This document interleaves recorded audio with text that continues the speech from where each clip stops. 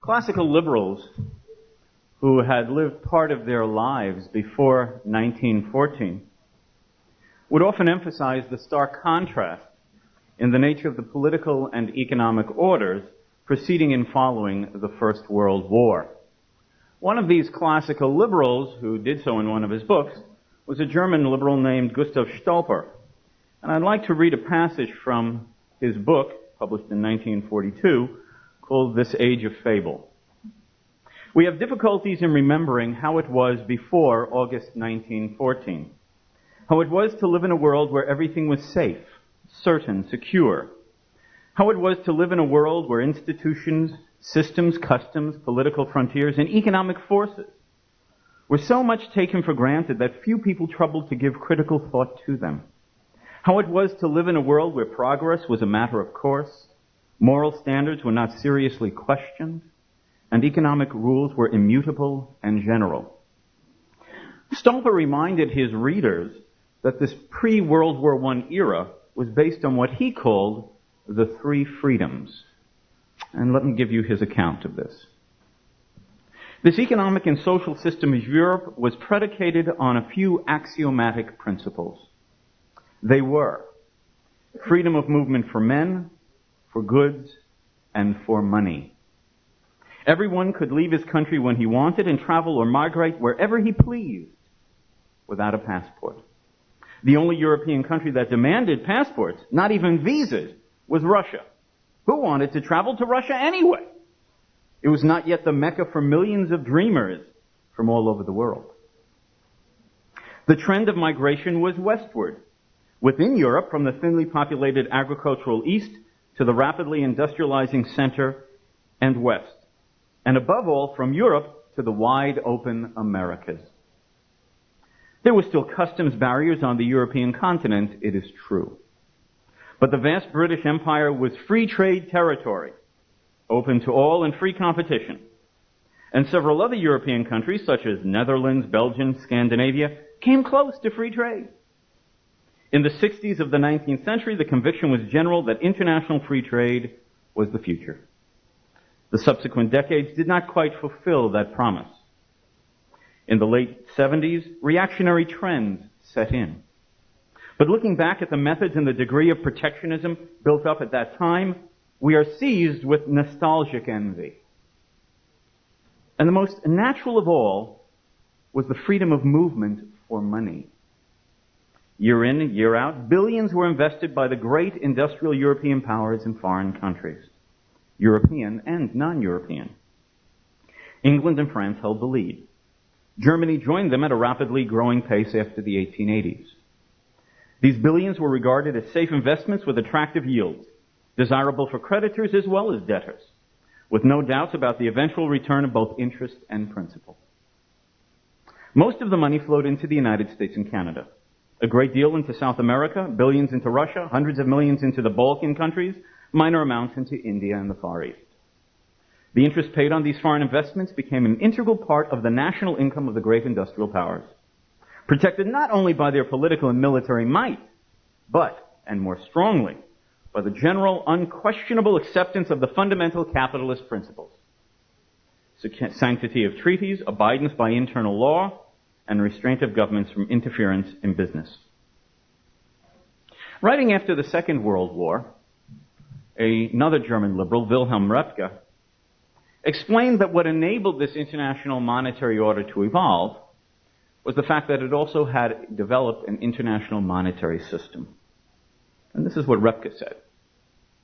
This international monetary system was not dependent upon a world monetary authority, nor a world monetary union or any other international pact. It rested, on the contrary, entirely on the law of the individual state. Since the validity of the individual currencies depended upon gold, the fact that money equaled gold not only affected a fixed and free coupling of national currencies, but also compelled national governments by means of their national currency regulations to behave in manners of monetary and credit policy in such a way that this fixed and free coupling remained an undisputed permanent institution, irrespective of all trade fluctuations. And finally, Röpke emphasized the moral element in this system. But at the same time, it was a phenomena with a moral foundation. The obligations, namely, which a conscientious conformity with the rules of the gold standard imposed upon all the participating countries, formed at the same time a part of that system of written and unwritten standards which comprised the international liberal order. This international economic order came crashing down with the First World War. In a matter of weeks after the war's beginning in August 1914, the world was converted into a system of national economies. Free immigration was halted and passport requirements were established. Trade among the warring nations was halted. Economic relationships, in other words, were nationalized and politicized by the war. Economic affairs became affairs of state rather than trading arrangements among private individuals. And in turn, and as a consequence, the individual and his affairs were made subordinate to the state, while the state now took responsibility for an increasing share of the affairs of the individual. The same nationalizing and politicizing process occurred in monetary affairs in all of the belligerent nations as well. Within a few months of the beginning of the First World War, all the governments involved restricted their citizens' use and ownership of gold. Individuals were no longer legally permitted to demand payments in gold for banknotes. The exportation and importation of gold was strictly controlled and regulated by their respective governments. It soon became clear to all the governments involved in the war that the costs of the conflict were going to impose severe financial burdens upon all of them to cover their war expenditures. And as a consequence, all the European belligerents resorted to the printing press to finance the war. And the United States did not escape these monetary sinews of war. Between the establishment of the Federal Reserve System in 1913 and 1919, when the war boom ended, the money supply in the U.S. increased by over 70%, while wholesale prices rose more than 100%. What the First World War brought about was the triumph of political and economic collectivism. The ideological currents that had begun to shift back towards statism in the 19th century had their opportunity to be brought into practice in the war. And when the war ended in 1918, collectivism, though making moderate retreats, dominated the political, cultural, and economic landscape. And the advent of the Great Depression in 1929 only accelerated the process, with either total planning or extensive intervention being the hallmark of government policies everywhere. When Mises wrote his treatise on socialism, and was published in 1922, he began his book with the following: "Socialism is the watchword of our day. The socialist idea dominates the modern spirit. It expresses the thoughts and feelings of all. It has a seal upon our time. When history comes to tell our story, it will write above the chapter the epic of socialism." Now, the liberal idea and ideal had come under attack a good half-century almost before the beginning of the First World War. In fact, at the turn of the century, a German historian named Hermann Levy, in a book called Economic Liberalism, observed, "The Manchester School of Economic Laissez-faire has of recent years been brought face to face with two very momentous phenomena: socialism and neo-mercantilism. Both agree that industry should be organized by the state. Manchester liberalism has been undermined bit by bit by the union of these two forces." Now, the focal point for this emergence of an anti-liberal spirit, while not wishing to sound too much like an anti-German basher, was in fact in Germany. It was in Germany that there first arose the neo-mercantilist spirit under Bismarck. It was in Germany that there arose the modern welfare state, where Bismarck attempted to preempt the growing strength of the Social Democratic Party by co-opting their program of Social Security, unemployment compensation, welfare retirement programs, and basically setting up a welfare state through protectionist and other regulatory systems, a welfare state for both labor and business. But what was worse about this is that the German experience set off a rippling effect throughout the rest of the world. In England, it took the form of the Fabian Socialists. In the United States, what we experienced was 2 or 3 generations of American scholars, as Professor Rothbard mentioned last night, who went off to Germany to have a capstone of their educational experience in the land of philosophers and poets, came back with their PhDs after studying with members of what were known as the German Historical School, particularly Americans studying economics, sociology, political science, and came to institute what in the United States became known as the Progressive Era and the movement known as institutionalism. They first had their high watermark during the First World War, where they had the opportunity to institute a planned economy, and their second high watermark with the New Deal. But what's important to realize, and which is what I want to partly talk about, among a number of other things, is that when this momentum towards political and economic collectivism started gaining greater and greater force in the 20th century, there was one crucial part of the economy in which government control and management was taken for granted, and in fact for 100 years had been the main focus of the most perverse form of government management in the economic order as a whole. And that has to do with government management of money and central banking. In her study, The Rationale of Central Banking, Vera Smith says the following. In the present century, centralized banking systems have come to be regarded as the usual arrangement, if not the one of the conditions of the attainment of an advanced stage of economic development. The belief in the desirability of central bank organization is universal. It is notable that when laissez-faire theories in politics were at their height, so far as other industries were concerned, banking was already regarded in another category. Even the most doctrinaire free traders were unwilling to apply their principles to the business of banking. It was widely contended that banking must be the subject of special regulations, although what precise form these regulations should take remained an open question for several decades. This was during the decades of the gold standard in the 19th and early 20th century. The international monetary system, of which people like Wilhelm Röpke and others spoke in such glowing terms, was itself a creation of a planning mentality and was a state-managed monetary order even during the zenith of classical liberal domination. The decision to officially go on the gold standard in the 19th century in each of the major nations was a matter of state policy. And a central banking structure for the management and control of the gold-backed currency was established in each of these countries, either in the form of giving a private bank the monopoly control over gold reserves and the issuance of banknotes, such as in England, or in the form of a state institution assigned the task of managing the monetary system within its borders. That the monetary central planners have been guided by different policy goals in the 20th century than in the 19th century should not blind the analyst to the fundamental premise underlying even classical liberal monetary policy. That there were advantages to central management of the monetary system, and that this required monopoly control and planning by an agency designated for this task by the government. Now, the classical liberals were extremely suspicious of government abuse and mismanagement of money. In England, the particular event that brought about a change were the experiences during the Napoleonic Wars, where basically the British government had immense financial costs to fight Napoleon. They found it difficult to float loans at what they considered attractive rates of interest. They went to the Bank of England and cut a deal. The Bank of England would supply them with low-interest loans, provided through the issuance of additional banknotes, and so the bank solvency would not be threatened.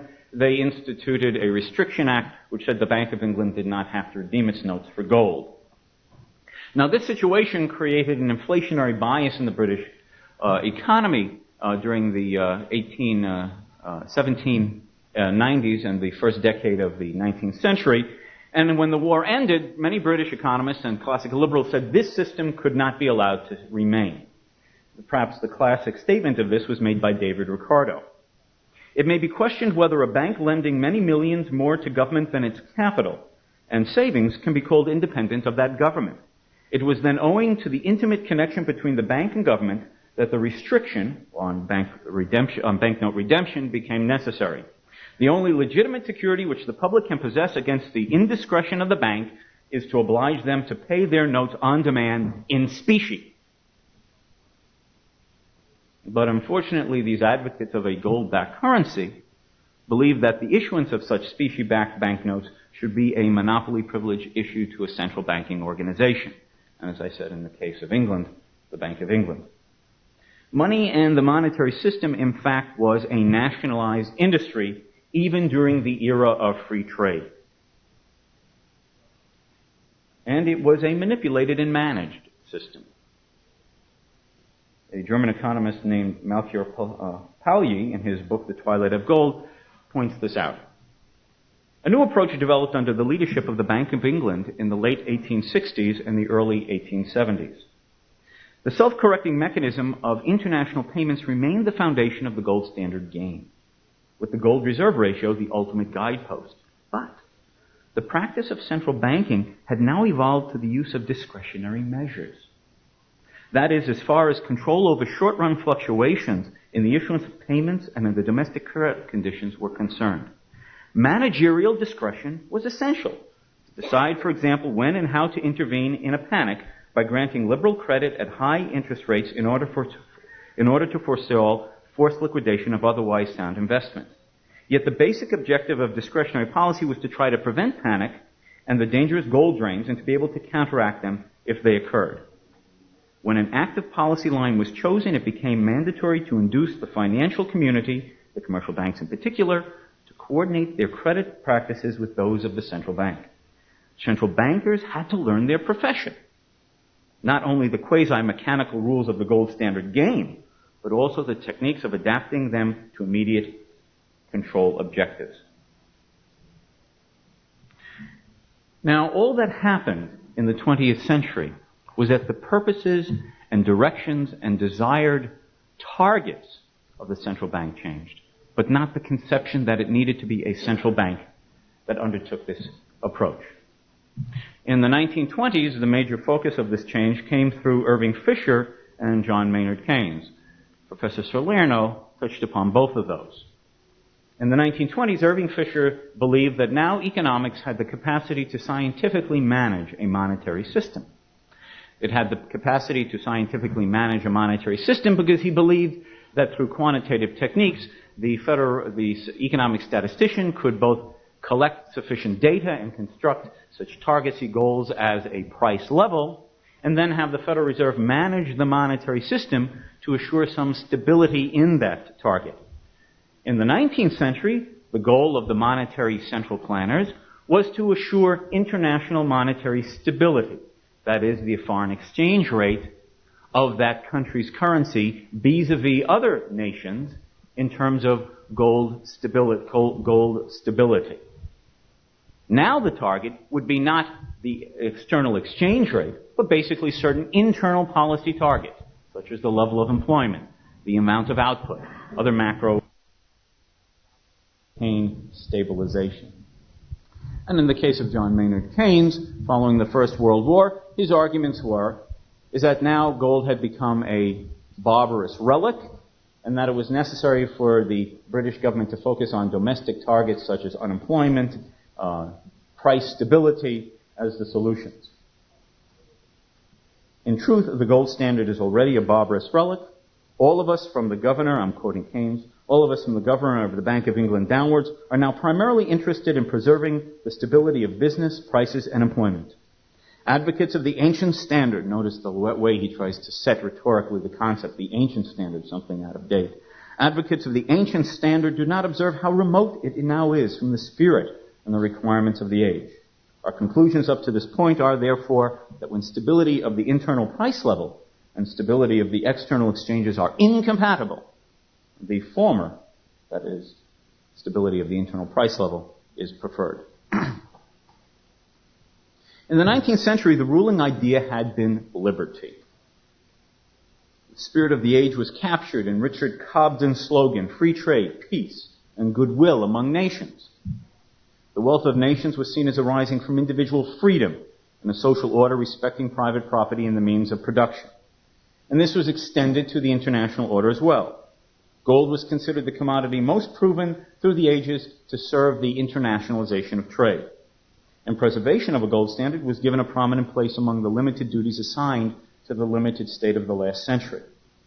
But as Ludwig von Mises pointed out in one of the essays that is included in that volume that I edited for the Mises Institute, a nation's policy forms an integral whole. Foreign policy and domestic policy are closely linked together. They condition each other. Economic nationalism is the corollary of the present-day domestic policies of government interference with business and of national planning, as free trade was the complement of domestic economic freedom. And that is the dilemma that we have had in the 20th century. The classical liberals left the residue of a crucial matter of planning untouched by their revolution against mercantilism in the 18th and early 19th century. The residue of planning that they left was the belief that it was necessary to separate money from other aspects of the economy, for there to be central planning of money, monetary management. And all that happened is that the institution that they had created was taken over by different managers in the 20th century. Now, one has to say this for the 19th century gold standard. The 19th century advocates of monetary planning had a greater degree of humility. They believed that governments couldn't control and manage, oversee, and direct an economy better than basically leaving those affairs to the individuals of the society themselves. And therefore, they assigned a very simple target in general for the monetary managers. Stay on the gold standard.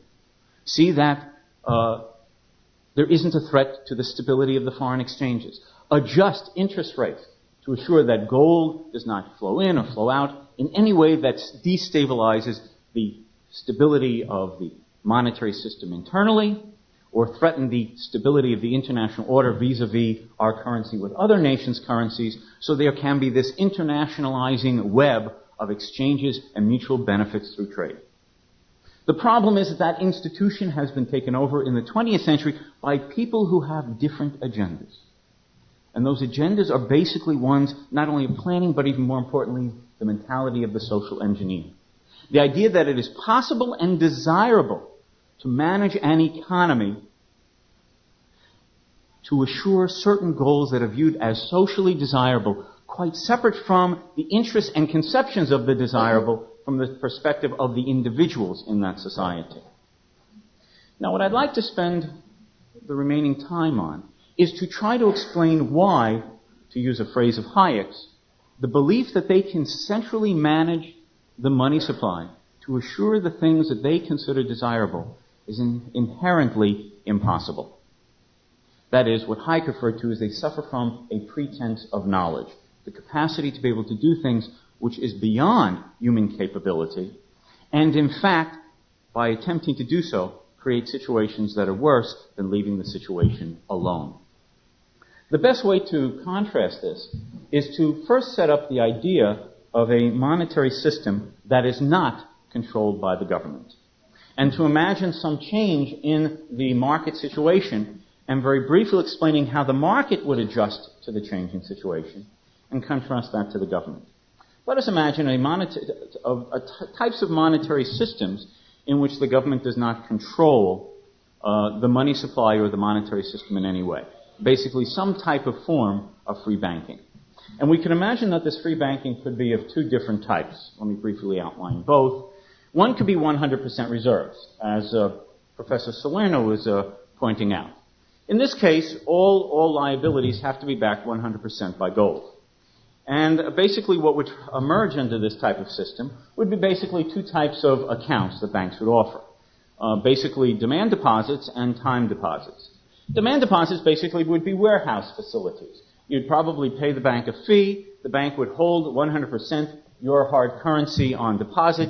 You would be saved the trouble of holding it or storing it yourself. The warehouse receipts that they would issue would tend over time to be used as money substitutes to save the inconvenience of rushing to the bank every time you needed cash to undertake a transaction. And everyone who accepted such warehouse receipt money substitutes would know that at any time they could redeem them on demand.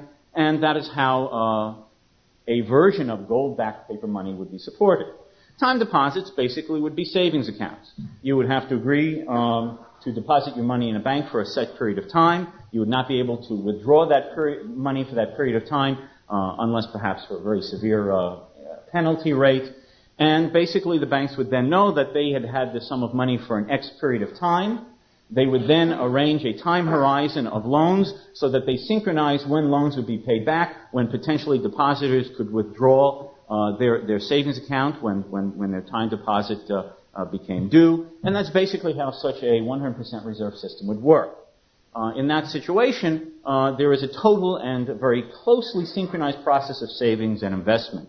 And basically that eliminates the possibility in a very rigid and mechanical sense for what the Austrians refer to as a business cycle. That is an overissuance of money-generated investments that can overextend what the savings base can sustain. Or we could imagine a free banking system with fractional reserves. Banks would take in deposits.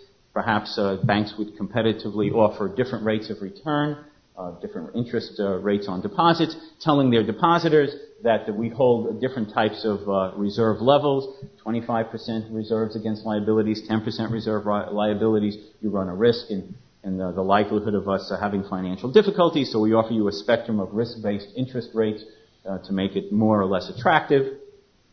And what would basically limit the overissuance of notes in that situation would be two factors, as economists who advocate free banking have usually argued. One is the clearinghouse mechanism. If an individual bank overextends its notes, the notes will be returned to the bank through the clearinghouse mechanism. That is, the notes are received by people in society. Those people deposit those notes in their banks. Those other banks, through a clearinghouse process, demand redemption of those notes from the bank that has issued them. If that bank owes more obligations than it has claims on other banks, it has a gold drain. Its solvency is threatened, and it must rein in its issuance of notes, or it threatens its own financial stability.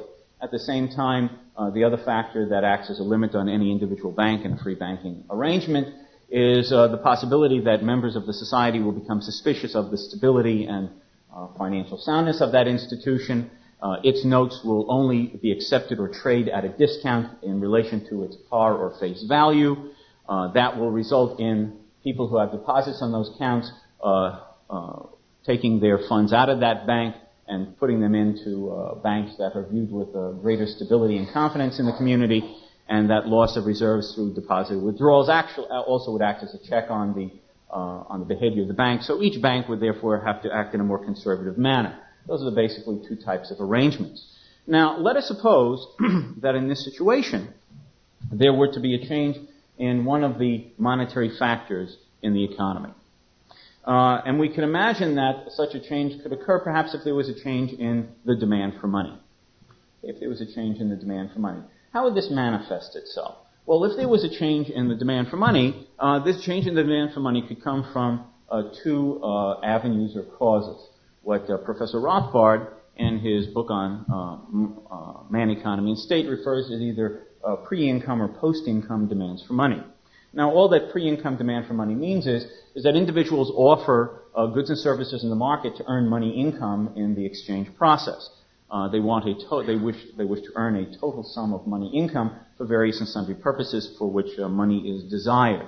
Now, if there's an increase in the demand for money in this pre-income sense, what individuals would do would be to offer a larger quantity of goods and services in the economy. Offering a larger quantity of factor services would result in a competitive bidding down of factor prices. A fall in the cost of production would act as an incentive for the hirers of factors of production to want to expand output, because now costs in relation to initially to selling prices are greater. There would be incentives to want to expand output, to take advantage of those profit opportunities with lower cost of production. After these production processes are completed, a greater quantity of final goods and services would come on the market. There would be a competition for consumer business, and then consumer prices would tend to fall. And how far they would individually fall would depend upon the degree of responsiveness of demand, given the supply increases in each individual market. And what would be happening is that if the economic statistician was observing this after a period of time, he would collect data for a set of prices in the economy. He would collect them, he would average them, and what he would show is that on average, prices in general had fallen. Though in fact what had happened beneath that price level index would be the fact that there had been individual responses in individual sectors of the economy in response to individual decisions to offer a greater quantity of factor services in individual markets based upon individual decisions of a respective increased demand to want to earn greater amounts of money income. And individual price would be tending to fall. Price A would tend to fall. Price B would tend to fall. Price C would tend to fall. Each in response to their individual changing supply and demand situation that cumulatively would be recorded in the statistical averaging as a decline in the price level. Now, in each case, the market would have smoothly adjusted. No economy-wide change has occurred. What has happened is individual changes. Individual changes. That cumulatively just is given this macro manifestation of a lower index-based measurement of a price level decrease. Or we can imagine another change in the demand for money, what Professor Rothbard refers to as the post-income demand for money. And that's basically is after you've earned money income, you have to decide how to apportion your money income among alternative uses. There's basically, in terms of three categories, consumption, investment, or cash balance holdings. And an individual might decide that on average, during the income period, he wishes to hold a larger fraction of his income as a cash balance. And he would tend to do so by diminishing his expenditures in other directions so that on average he is holding a larger amount as a cash holding. That means, however, in the decision to diminish his expenditures, that probably would not be across the board and proportional.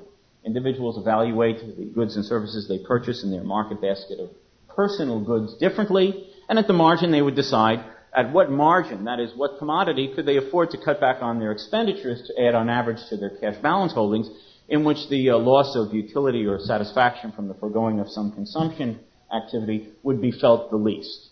And as a consequence, they would cut back perhaps marginally on the purchase of this product and marginally in some different amount on that product and so on and so forth, until on average they were holding a larger average cash balance during the income period.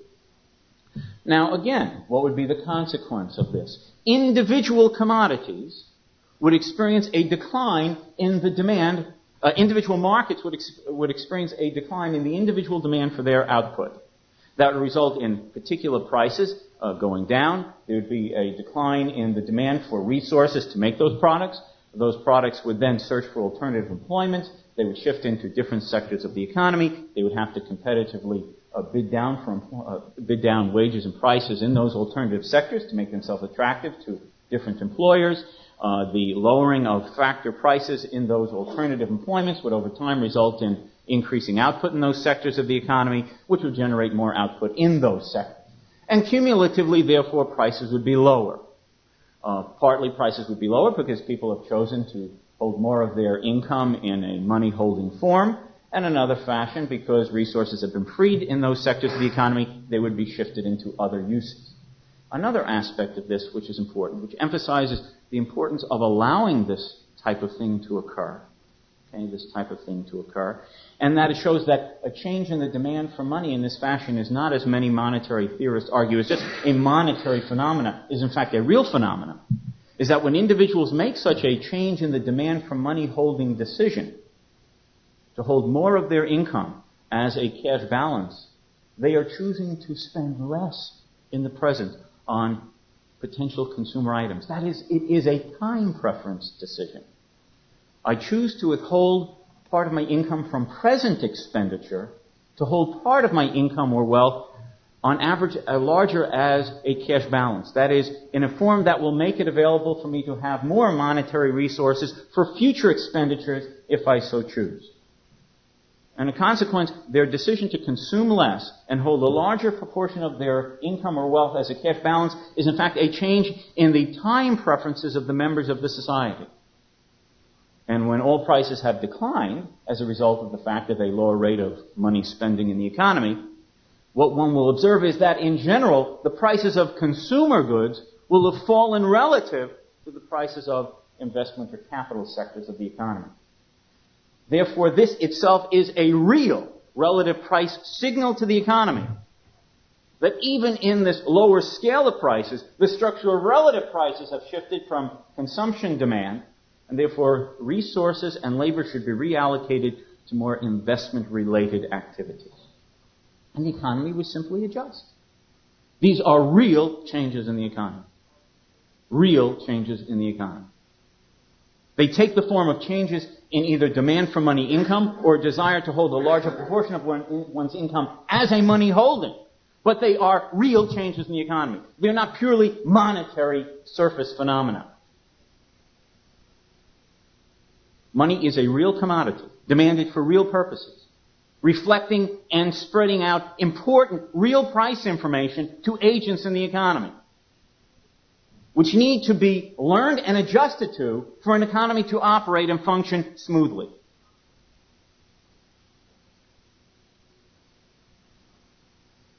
Now, what if one has a central bank and the central bank managers decide that such phenomena are undesirable? And in fact, as Professor Salerno again alluded to, this is exactly what happened in the 1920s. In the 1920s, most economic historians agree that following the First World War, there was a great burst of innovation, technological innovation, capital investment, productivity enhancement, introductions into production processes. And as a result, costs of production were tending to fall. And if this had been allowed to work, as again Professor Salerno I think correctly used the sort of commonsensical view of it, it is nothing more than an example of many of the technologies of the 1970s and 1980s, of which I usually use the example in my classes to get this point across to my students, the idea of pocket calculators. When pocket calculators came out, starting in a big way in the 1970s, pocket calculators hardly fit in your pocket, they were so big, and they usually cost a couple of $100s. Well, technological innovations and cost-efficient modes of production have not only made them more compact, but have so lowered the cost of production that they either can be purchased at a low price or many companies offer them away as advertising gimmicks. Does anybody view that the pocket calculator business is suffering dire depressionary symptoms? No.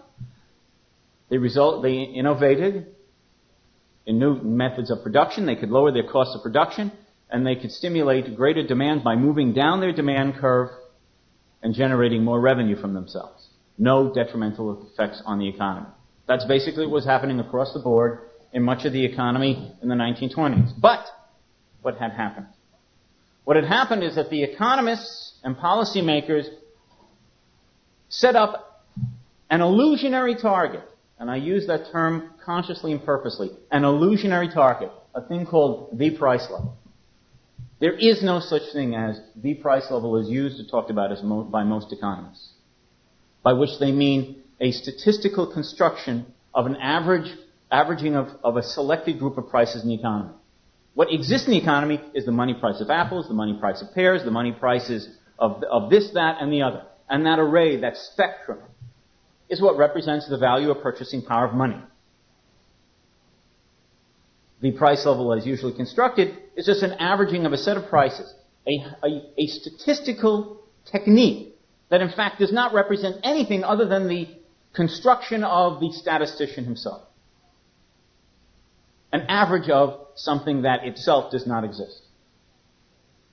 And then they use that as a target. They use that as a target. They said any fall of prices, regardless of the cause or reason, is detrimental. And they introduced large quantities of money into the economy. They tended to push down market rates of interest below what the market would have set them at. The lower rates of interest, as the decline of any price, acted as an inducement for greater quantity demanded, more borrowing. Investment activities were undertaken and begun that in fact were in excess of the available real savings of the economy to maintain and sustain. And when finally the effects of all of this monetary expansion resulted in prices tending to rise above the price level target in 1928 occurred, the Federal Reserve became nervous. They tried to pull in the monetary reins, and the house of investment cards that they created fell. In the name of trying to prevent what is a natural and real and necessary adjustment of the economy, they set in motion the situation that generated into the Great Depression. And what made it worse is that can be easily understood for those of you who are interested in reading Professor Rothbard's book, America's Great Depression, which is an excellent overview of the rationale for the policies of the 1920s and the disastrous consequences of the Hoover administration. What is the other consequence of central banking policy? To believe that we are going to manage the price level, manage the level of employment, manage the level of output in the economy. Well, I'd like to bring this out. And that is that this means that the central planners must purposely and intentionally and consciously and continuously distort what is perhaps the most essential and crucial linkage in the entire economy. And that is one particular market price, the rate of interest. The rate of interest is nothing more than the price between lenders and borrowers, which is nothing more than saying those who wish to defer consumption until a future date and lend part of that which they earn or that have saved to others who would like to consume or invest more than their own financial capacity would permit them during a given period of time.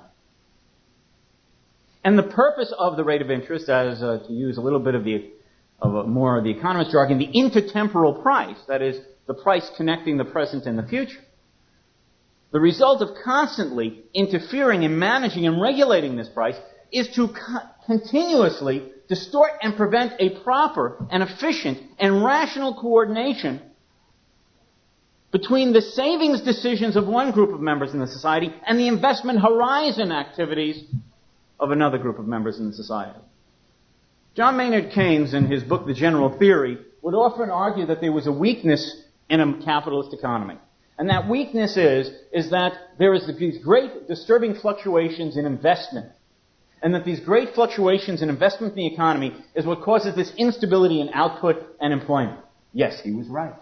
Historically, there has been great instability and fluctuations in the investment sector of the economy.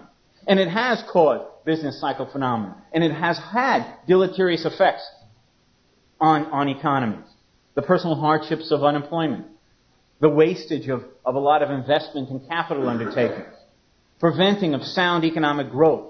Yes, all true. But why is there these disturbing fluctuations and distortions in investment decisions?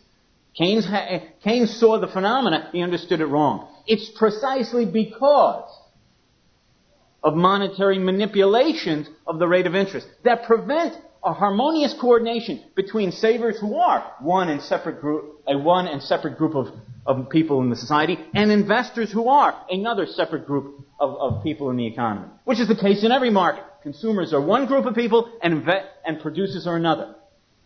That's the purpose of prices, to coordinate consumer decisions with producer decisions, to changing circumstances on either side of the market. And that is the same role of the rate of interest, to act as a coordinator of these different decisions by different individuals to see that there's a general pattern and balancing between the two, that the savings horizons of one group of people are matched by the investment horizons of another, so that what is available for investment activities is balanced with the savings that to sustain them. And it is not surprising that these fluctuations occur when a central bank must have some means or tool to try to influence everything it considers important, and it chooses that price which in fact is crucial to leave alone. And what type of distortive effect does it have on the savings investment nexus?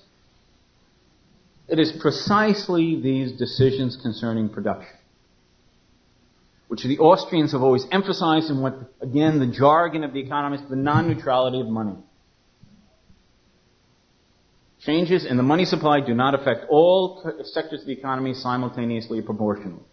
If any of you read the Wall Street Journal, you know that every Friday the Federal Reserve, in its credit markets column, issues a report about what happened to the money supply the previous week. $3 billion increase last week. Well, my paycheck didn't go up some fraction of that last week, and I doubt if yours did either. Money enters the economy through the particular point in which the Federal Reserve has the capacity to introduce it. It's received by certain individuals, and in this case, received, spent, received, spent, received, in a rippling sequential process. And that influences the types of investments undertaken, the types of relative price signals sent out to the economy, and therefore skewing a distortion of the entire relative price structure. And what is the cumulative effect of this belief and desire to centrally plan the monetary flows in the economy in this fashion? Well, I would argue its danger throughout this century has been the destruction of the market economy. Why the destruction of the market economy? That's pretty strong language. For the simple fact is that economy naturally is bombarded by changes. Consumer preferences change. Another demand factor changes occur. Supply changes occur. New innovations, changing availabilities of supplies, the judgments of resource owners to offer more or less at different market prices for services rendered. But the purpose of markets in a market economy of prices is to allow these little marginal changes in prices to constantly be adjusting and adjustable to the changing currents of the economy. So that there isn't a backlog of problems to which the economy has to dramatically adjust with catastrophic effects on everyone simultaneously. Incremental effects, changes and adjustments to incremental causes. The problem with the business cycle is that by skewing in entire sectors of the economy, stimulating greater investment, huge misallocations and distortions of how resources are used, how labor is allocated. Its effect on the economy is large, pervasive.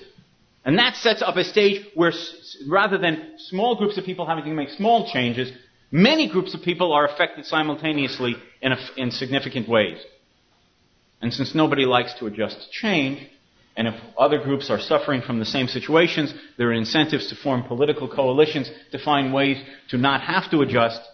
I would argue is that in trying to manage the economy, they have created distortions and cataclysms in the economy that create the political climate in which groups affected by these monetary-induced changes have incentives to form coalitions and special interest arrangements to fight hard to not have to face the adjustments. That is, special interest groups saying, I don't want to adjust. I don't want to have to shift from one employment to another. I don't want to have to accept the fact that an inflationary boom resulted in prices or wages too high to what the market can now sustain. I want my wage or price guaranteed. I want my employment opportunity guaranteed. I want my investment, the value of my investments guaranteed. And the destruction of the market economy. We are at the end of the 20th century. And it has been the most barbaric and destructive and evil century in human history, in my opinion. They were cruel and vicious leaders of the past. And they did despicable things to their fellow human beings. But the worst thing about the 20th century is that we have had the technologies to allow bad men to do bad things in larger dimensions. The capacities and the tools to impose central planning. Manipulative controls, resulting in the crushing of the deaths of multi-millions of people. In the West, we've had this pretense of the social engineer to manage and regulate. And now at the end of the 20th century, we have concluded that most of these experiments were wrong-headed.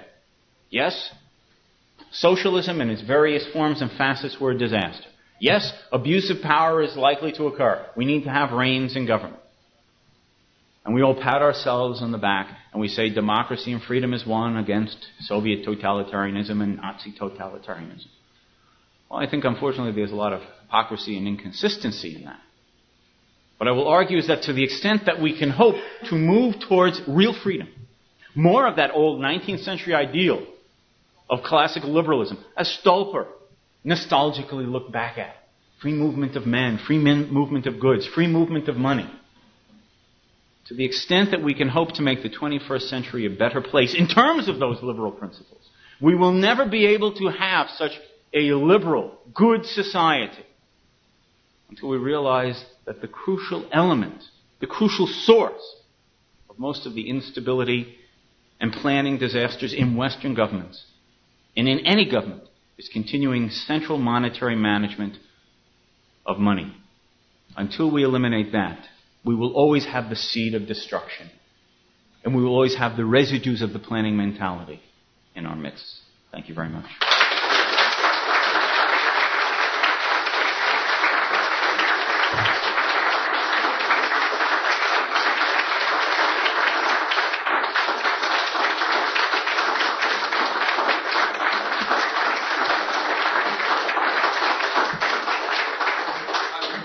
Public question? Yeah. According to your thesis, with which I agree, Yeah. if we go back to the liberalism of the 19th century, Right. the true liberalism, we would not need a one world order and all these central banks and international monetary funds and everything that's controlled. We would have what they say they're going to try to bring about by their plan. Right.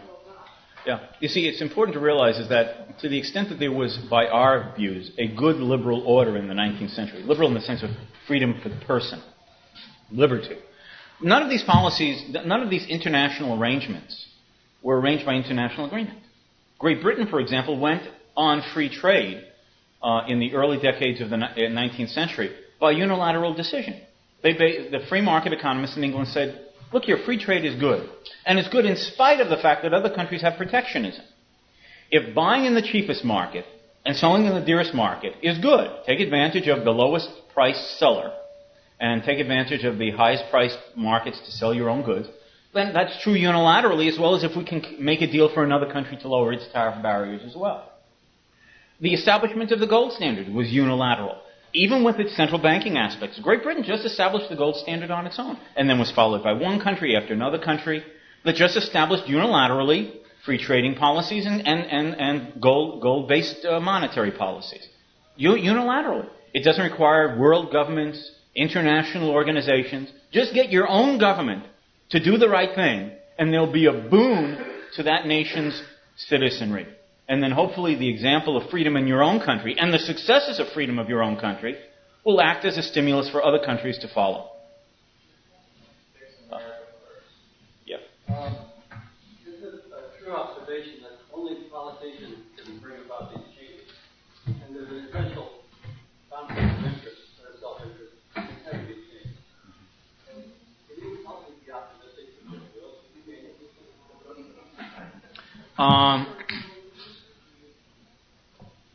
I think that part of the problem is the special interest problem, and the other problem is a moral problem, as far as I'm concerned. I totally agree with people who are known as the public choice school, who have, I think, done important work in explaining the logic of the self-interest biases that create incentives for the formation of special interest coalitions and the special interests on the parts of politicians and bureaucrats. And how one breaks the spider's web of special interest groups is really the $64,000 question. But I think even beyond that, I don't see any hope until there is a moral revolution in our country. And that moral revolution, with a sufficient be say that theft is immoral. And by that I mean is that we suffer from a dichotomy in our society. If I were to come from this podium up to you and pull out your wallet and take $10 out of your pocket, both you and everyone else in this room would be aghast. How dare he do this? This is theft. This is robbery. You've not given your consent. But if I take this gentleman and hire him to be my representative, and in the name of the common good, he goes and takes $10 out of your pocket and then splits it with me. That's serving, national prosperity, the common good, the general welfare. Until people realize that even when you hire someone to do the dirty work for you in the political arena, it is still theft. That a moral society is one that is grounded in a principled and uncompromising way, in that, to use the phrase of Leonard Read, only that which is permitted is peaceful, and that is voluntary consent among agents. And to the extent that government has a function in society, it is merely to, in the most narrow and mechanical sense, only protect the life, liberty, and property of the citizenry. We will not escape from this. Our problem today is that everybody believes that they have a right to be in everyone else's pocket. Frederick Bastier's statement that the state is the great fallacy in which we all think we can live at other people's expense. And coupled with that is the idea that through this new notion of entitlements, we believe that everyone else owes us a living. Until that moral change occurs, I see no hope. And now, if people want to get good policy changes, if they could get something changed that eliminates this, that, the other, I'm not objecting to that. But I really think that in the long run, To establish it and for it to be secure, it's going to require moral change. No. Okay, thank you. Thank you.